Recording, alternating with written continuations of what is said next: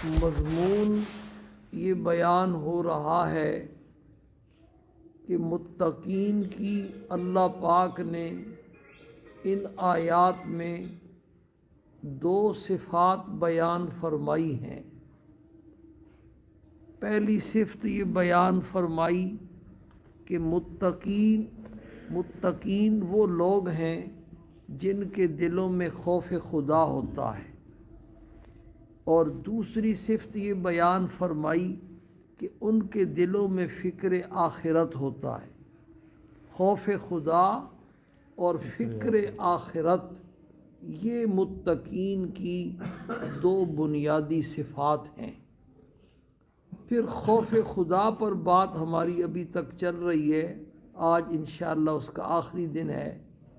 خوف خدا کے الفاظ تو ہم سب نے سنے بھی ہیں اور زبان سے ہم کہتے بھی ہیں کہ ہمارے دلوں میں اللہ کا خوف ہے، لیکن ہماری جو عملی حالت ہے وہ ہمارے اس دعوے کو جھٹلاتی ہے کہ جن کے دلوں میں خوف خدا ہوتا ہے ان کے اعمال ایسے نہیں ہوتے۔ تو اس کے لیے عرض یہ کیا تھا کہ خوف خدا وہ فائدہ دیتا ہے جس کو ہر وقت دل اور دماغ پر ایک ایسی کیفیت طاری ہو کہ اللہ پاک کی ذات حاضر ناظر ہے، موجود ہے، دیکھ رہی ہے، سن رہی ہے، جان رہی ہے، قادر ہے۔ ہر وقت بندہ جو کام بھی کرے اس کے سامنے یہ کیفیت ہو۔ جب یہ کیفیت بندے کو نصیب ہو جاتی ہے تو پھر خلوت میں ہو، تنہائی میں ہو، تب بھی وہ گناہ سے بچتا ہے، اور لوگ دیکھ رہے ہوں تب بھی وہ گناہ سے بچتا ہے۔ وہ اللہ کا ڈر اس کو ان ساری چیزوں سے ایسے روک کے رکھتا ہے، جیسے یوسف علیہ السلام کا مشہور واقعہ، وہ کیسے بچنے کی کوئی صورت نہیں تھی لیکن اللہ پاک نے ان کو بچا لیا۔ اور بھی ایسے کئی واقعات ہیں، سینکڑوں واقعات۔ اس کو شریعت کی اصطلاح میں یہ جو کیفیت ہے نا، اس کو کہتے ہیں مقام احسان۔ یہ جس بندے کو نصیب ہو جاتا ہے کہتے ہیں اس کو احسانی مقام، احسانی کیفیت حاصل ہو گئی۔ یہ اصل تو پیدا ہوتی ہے اللہ والوں کی صحبت سے، لیکن وہ ہر ایک کو ہر وقت میسر نہیں۔ تو اس کے لیے میں نے عرض کیا تھا کہ جب تک اس کی نوبت نہ آئے تو 3 کام اگر کوئی آدمی کر لے تو کسی نہ کسی درجے میں اس کو بھی مقام احسان انشاءاللہ حاصل ہو جائے گا۔ ان میں پہلا کام یہ عرض کیا تھا کہ نماز میں یہ کیفیت پیدا کرنے کی کوشش کرے۔ پہلے دن تھوڑی ہوگی، پھر تھوڑی ہوگی، پھر تھوڑی ہوگی، آہستہ آہستہ بڑھتی چلی جائے گی۔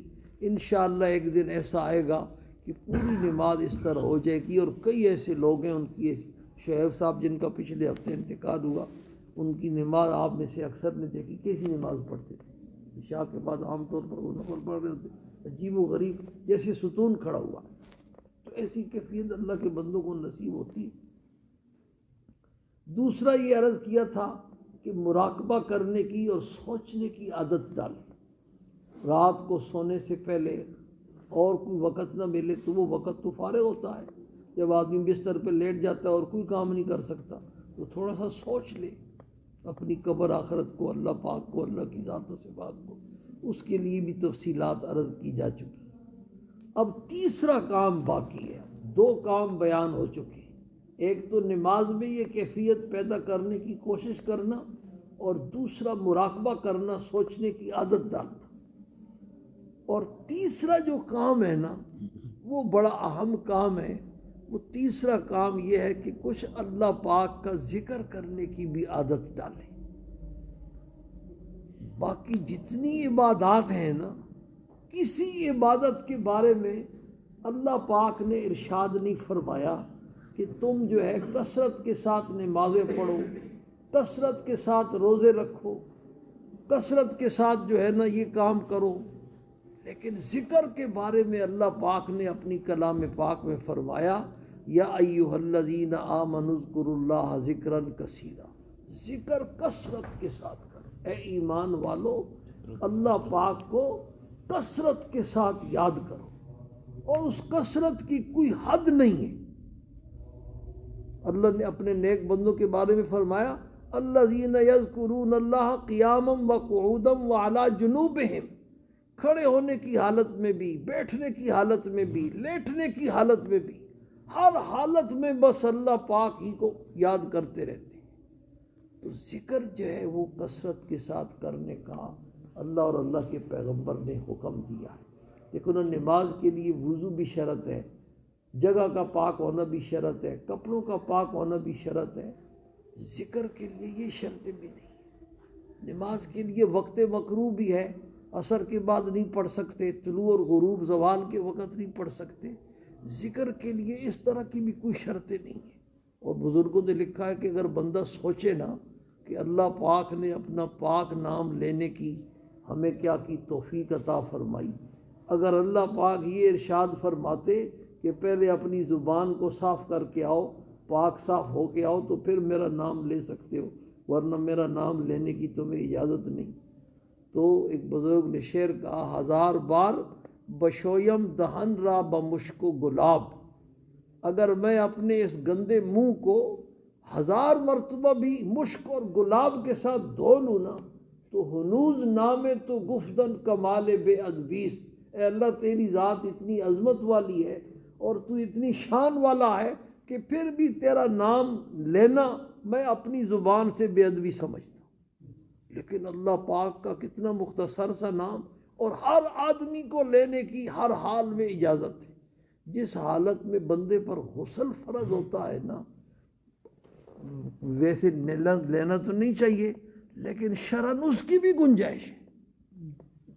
اس وقت بھی اگر جو ہے نا آدمی اللہ کو یاد کرے تو شرعاً کوئی پابندی نہیں، تلاوت نہیں کر سکتا، لیکن اللہ کو اس وقت بھی کرنا چاہے تو کر سکتا۔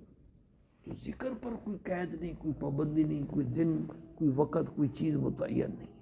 اس لیے ذکر کرنے کی عادت ڈالو، اس کے لیے 3 چیزیں غور کے ساتھ سمجھ لو۔ پہلی چیز تو یہ سمجھو کہ یہ جو دعائے معصورہ اور دعائے مسنونہ ہے نا، ان کو پڑھنے کا اہتمام کرو۔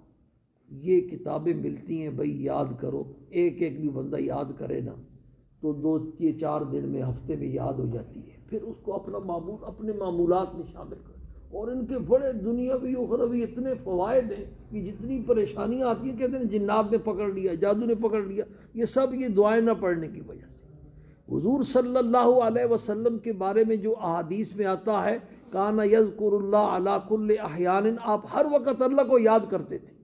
اس کا ایک مطلب علماء نے یہ بیان کیا ہے کہ آپ کی ایسی دعائیں تھیں، گھر داخل ہو رہے ہیں تو دعا پڑھ رہے ہیں، گھر پہ جو ہے نا گھر سے باہر نکل رہے ہیں تو دعا پڑھ رہے ہیں، کپڑے پہن رہے ہیں تو دعا پڑھ رہے ہیں، کپڑے اتار رہے ہیں تو دعا پڑھ رہے ہیں، وضو فرما رہے ہیں تو وضو سے پہلے دعا پڑھ رہے ہیں، وضو کے دوران دعائیں پڑھ رہے ہیں، وضو سے فارغ ہو کر دعا پڑھ رہے ہیں، سونے کے ارادے سے بستر پہ گئے تو دعا پڑھ رہے ہیں، سو کے اٹھے ہیں تو دعا پڑھ رہے ہیں، ہر وقت کھانے سے پہلے دعا پڑھ رہے ہیں، کھانے کے بعد دعا پڑھ رہے ہیں۔ ایسی دعائیں تھیں کہ بندہ یہ سمجھتا تھا کہ ان کا اور کوئی کام ہی نہیں سوائے اللہ کو یاد کرنے کے۔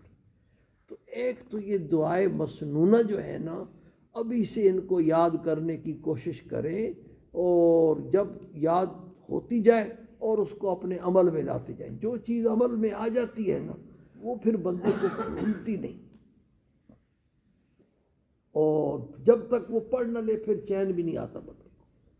جن کو عادت ہے سبحان اللہ، وہ اس میں اضافہ کرے، اور جن کی عادت نہیں وہ عادت بنانے کی کوشش کرے۔ بیت الخلاء جانے کی دعا ہے، اب بیت الخلاء جانے سے پہلے کی دعا ہے، فارغ ہو کر کے باہر آنے کی دعا ہے، مسجد میں آنے جانے کی دعا ہے، گھر میں داخل ہونے کی دعا ہے۔ یہ ساری دعائیں کی کتابوں میں یہ دعائیں لکھی ہوتی ہیں، اور ان کو پڑھنے کا معمول بنائیں۔ جو آدمی گھر سے نکلتے وقت بسم اللہ توکلت علی اللہ لا حول ولا قوت الا باللہ پڑھ لیتا، گھر آنے تک ہر پریشانی سے اللہ پاک اس کی حفاظت فرماتے۔ سواری کی دعائیں پڑھ۔ تو ایک کام تو یہ کریں، یہ اس سے ذکر کی کثرت انشاءاللہ حاصل ہونا شروع ہو جائے گی۔ اور دوسرا کام یہ کریں کہ کچھ اپنے معمولات زندگی بنائیں۔ صبح اور شام کی کچھ تسبیحات ایسی ہوں جیسے صبح کا ناشتہ ہے، دوپہر کا کھانا ہے، رات کا عشائیہ ہے، اب تو عصرانہ بھی ہے، ظہرانہ بھی ہے، یہ سارے اس کا بڑا اہتمام ہوتا ہے۔ اگر یہ آدمی کی ناشتہ نہیں کیا تو بھی آج کمزوری محسوس ہو رہی ہے، دوپہر کا کھانا ناغا ہو گیا تھا تو آج کیا محسوس ہو رہی ہے؟ کمزوری محسوس ہو رہی ہے، رات کا کھانا نہ کھاؤ تو بڑھاپا جلدی آ جاتا ہے۔ ان ساری چیزوں کا کیا ہے بھائی؟ اہتمام ہے۔ اسی طریقے سے یہ جو تسبیحات ہیں نا اللہ کے ذکر کی صبح اور شام کی، یہ تسبیحات اپنا معمول بنائیں۔ یہ روح کا ناشتہ، روح کا کھانا ہے، روح کی غذا ہے۔ اگر یہ چیزوں کا ناغا ہو جاتا ہے تو پھر بندے کا روح کمزور ہو جاتا ہے۔ جب روح کمزور ہو گیا تو نفس اور شیطان دونوں اس پر غالب آ جاتے ہیں۔ روح کو اپنے کو مضبوط کرے، تو اس لیے یہ معمولات اپنے صبح اور شام کے بنائیں جن کو پکا ٹھکا اہتمام کے ساتھ پڑھنا ہے۔ اس کا فائدہ یہ ہوتا ہے کہ بندہ جب بیمار ہو جاتا ہے اور ایسا بیمار ہو جاتا ہے کہ پڑھ نہیں سکتا تو اللہ پاک اس کا کھاتا بغیر پڑھے کھولے رکھتے ہیں۔ اس کے کھاتے میں وہ لکھے جاتے ہیں کہ یہ اس کے معمولات تھے۔ سفر میں چلا جاتا ہے اور سفر کی وجہ سے نہیں پڑھ سکتا، تھکاوٹ کی وجہ سے، مصروفیت کی وجہ سے، تب بھی اس کے اعمال نامے میں وہ معمولات لکھے جاتے ہیں۔ جس کے وہ پکا پابند ہوتا ہے نا، ایسے معمولات، پھر ان کے کئی طریقے ہیں۔ جب آدمی کس دن تھکاوٹ ہوتی ہے تو پورے نہیں کر سکتا تو 100 تسبیح کے بجائے 33 دفعہ پڑھ لے، 3 دن دفعہ پڑھ لے، 7 دفعہ پڑھ لے، 11 دفعہ پڑھ لے، اور جب ہمت ہو تو پورے پڑھ لے۔ بہرحال یہ اپنے معمولات بنانے کا پورا کیا کرے جی؟ اہتمام کرے۔ اور تیسرا کام یہ کرے کہ تسبیح جو ہے نا یہ مومن کا ہتھیار ہے۔ تسبیح ہر وقت ہاتھ میں، اس کو کہتے ہیں آلہ مذکرہ۔ آلہ مذکرہ کا معنی یہ نہیں، یہ ایسا آلہ ہے جو بندے کو یاد دلاتا رہتا ہے بھی کچھ پڑھ، زبان ہلتی رہے، ہاتھ ہلتا رہے، تسبیح چلتی رہے۔ حضرت مجذوب رحمہ اللہ ایک بزرگ تھے، حضرت ثانوی رحمہ اللہ کے خلیفہ تھے، ان کا ایک بڑا پیارا شعر ہے، دم رکا سمجھو دم بھر رکا گر یہ ساغر۔ ساغر جو ہے نا شراب کے پیالے کو کہتے ہیں، تو وہ تسبیح کے وہ جو ہوتا ہے نا دانہ، اس کو ساغر سے تعبیر کرتے تھے، کہتے دم رکا سمجھو دم بھر رکا گر یہ ساغر، یہ میرا دور زندگی ہے، یہ جو دور جام ہے۔ یہ جو تسبیح پھر رہی ہے نا، یہ میری سانسوں کی آمد و رفت اسی کے اوپر کیا ہے؟ موقوف ہے۔ جب تک یہ چل رہی ہے تو میں زندہ ہوں، یہ تسبیح رک گئی تو میرا روح جو ہے نا وہ کیا ہو جائے گا؟ مردہ ہو جائے گا۔ تو تسبیح ہر وقت ہاتھ میں ہو۔ حضرت جنید بغدادی رحمہ اللہ کو کسی نے کہا اب تو آپ کہاں پہنچ گئے اور ابھی بھی تسبیح کی ضرورت ہے؟ تو کہتے ہیں اسی تسبیح نے تو ہمیں یہاں تک پہنچایا، اب اس کو ہم کیسے، یہ ہمارا پرانا یار ہے، پرانا دوست ہے، پرانا ساتھی ہے، اس کو کیسے چھوڑ دیں؟ تو تسبیح ہر وقت ہاتھ میں ہو، وہ بندے کو یاد دلاتی رہتی ہے کچھ نہ کچھ، بے شک غفلت کے ساتھ ہو۔ حضرت گنگوئی رحمہ اللہ کا قول ہے کہ اللہ کا نام اثر کیے بغیر نہیں رہتا، اگرچہ غفلت کے ساتھ ہی بندہ کیوں نہ لے، نام بارہ لے۔ تو تیسرا کام یہ تسبیح والا، اور ایک چوتھا کام بھی اگر ہو جائے تو سبحان اللہ، اور وہ چوتھا کام یہ ہے کہ 24 گھنٹوں میں رات اور دن میں کوئی وقت تنہائی کا بھی نکالا کر، اور تنہائی کا وقت نکال کر کے اس وقت تھوڑا سا اللہ اللہ کر لیا کر، 10 منٹ ہوں، 15 منٹ ہوں، 5 منٹ ہی صحیح، آخر کبھی نہ کبھی تو بندے کو فرصت کا وقت ملتا ہی ہے۔ تو وہ جو تنہائی کا وقت ہے نا، اس وقت بندہ جب اللہ اللہ کرتا ہے نا، تو آپ پھر مجھے آ کے بتائیں گے بھی اس کا مزہ کیا ہے۔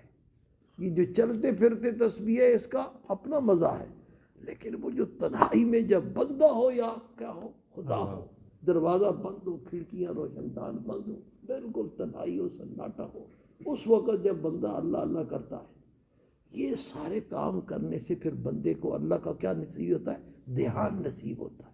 اور وہ جو مقام احسان ہے نا، وہ اللہ کے دھیان ہی کا نام ہے۔ اللہ کا دھیان جب بندے کو نصیب ہو جاتا ہے، پھر اس سے گناہ نہیں ہوتے، پھر اس سے غفلت نہیں ہوتی، اور پھر جو ہے نا وہ یہ نہیں دیکھتا کہ مجھے کوئی دیکھ رہا ہے نہیں دیکھ رہا ہے، بس وہ کہتا ہے اللہ دیکھ رہا ہے۔ اللہ پاک مجھے بھی اس کی توفیق نصیب فرمائے اور آپ کو بھی اس کی توفیق نصیب فرمائے۔ باقی انشاءاللہ جو دوسری صفت ہے فکر آخرت والی، اس پر کل بات شروع کریں گے۔